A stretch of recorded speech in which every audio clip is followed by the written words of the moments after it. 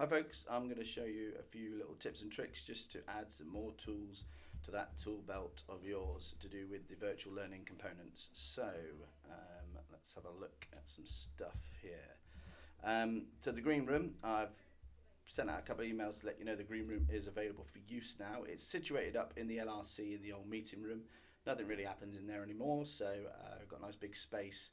There's a big green screen behind me now. I'm in the green room now. You've got a pop filter mic which you can plug in the USB port and use that so you get a bit of a cleaner recording.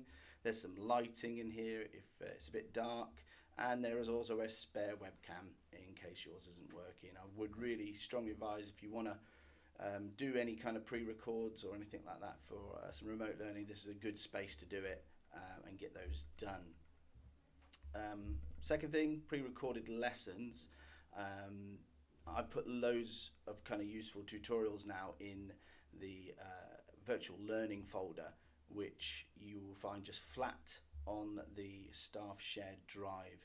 You can find in there things on OBS, things on live teaching, how to upload videos to YouTube, amongst some other little tips and tricks. So do have a little look at those. There's some useful stuff in there. There's also with OBS, once you get a bit confident with it, there's a little advanced video in there for scene changes, which is what I'm using in this video now, where you seem, looks like I'm kind of moving from one cut to another. That's all done in real time. There's no need for post editing, so you can just do it as you record the session. I would remind you that if you ever do record any lessons and manage to get them onto YouTube, that's kind of like a permanent resource then, which you can use to give for revision purposes or even reteach something, or if you think in a differentiated kind of ad hoc way, if you suddenly have a group of students that need to go over something, you could easily put that on like a projector or something for a few kids to catch up on something, because you've literally kind of times yourself by 2 by using that old video resource. Whilst talking about pre-recorded lessons, done a little bit of research into the use of you as the facilitator. So as you can see, with me sat in the corner here, generally a student is pulled into this you due to body language and the use of gestures. There's quite a lot of research to do with how your gestures affect what the kids get from you. So you could easily be using your hands, like open palms tend to mean something, making a point with a cutting motion. It's quite interesting reading if you do get a chance to look at that. And the other thing I've read up about is something known as teacher gaze, and there's a lot of research on this. So if I give you an example and show you these pizza toppings, you could quite easily get quite stuck into the pattern of saying, well, you can notice here that pepperoni is really popular, and then sausage is next, but least so is onions. And there's a big difference in that compared to what's known as the teacher gaze method, which is where you go, well, look at this pie chart.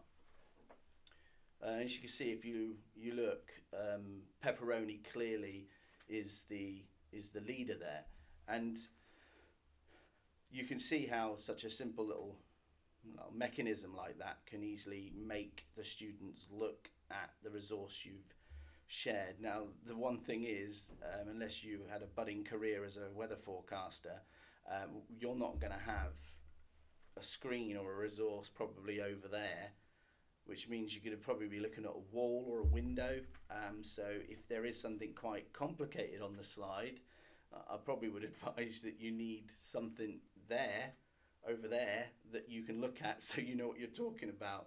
But you could see, if you know what if you know what the resource is quite well, you probably can picture it in your mind. But just be aware that when you do turn, you aren't looking at anything anymore except for whatever's over out the window. So it takes a little practice, I think, but there's some good research that supports that the use of that gaze is quite powerful in making the students concentrate on the resource that you're referring to. There's another package that I think all of us should be thinking about putting in our wardrobe, so to speak, which is Zoom It. I use this on a a live lesson the other day. Really powerful piece of software. You can get it by just typing Zoom It download. It's a Microsoft endorsed piece of software. You click the download Zoom It option, which you can see on my top left picture here. You then, once it's downloaded, it's a little zip file. With the zip file, all you need to do is double click it, and you want to run the Zoom It 64 on our systems because we've got 64-bit Windows. It will then open this big window like this. Now you don't need to mess around with this unless you wanted to change any of the specifics, but what it then allows you to do, if I just cut to, one second,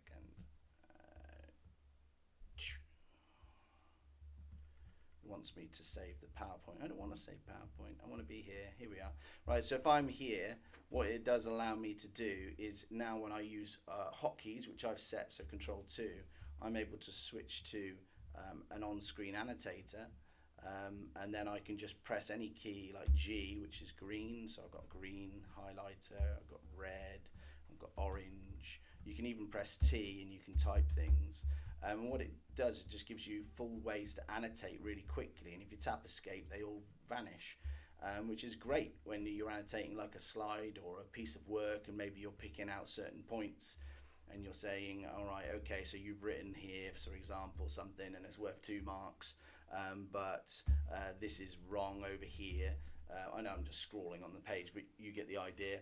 Has other interesting tools in it, like a zoom facility, so you can physically zoom into the screen and out of the screen, which is good for remote learning. And the other thing it has is like a breakout timer, where you can literally just fire up a timer on a hotkey, and you can set that timer to whatever you want. So there's some useful little things in there. So there's just some little tips and tricks. Please make use of the green room. Please have a look at those tutorials and grab the Zoom It, because it's a fantastic little resource. It'll really help you out. And don't forget, when you're doing those pre-records, a bit of that teacher gaze can really help focus the students on certain things. I hope that's been useful. Take care.